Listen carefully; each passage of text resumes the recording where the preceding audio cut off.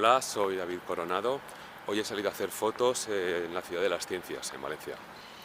Este es el segundo monumento más visitado en España después de la Alhambra y hoy no voy a hacer foto callejera, haré foto de arquitectura.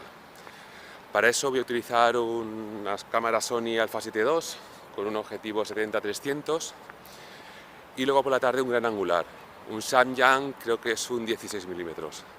Y bueno, seguro que en este sitio serán unas fotos estupendas.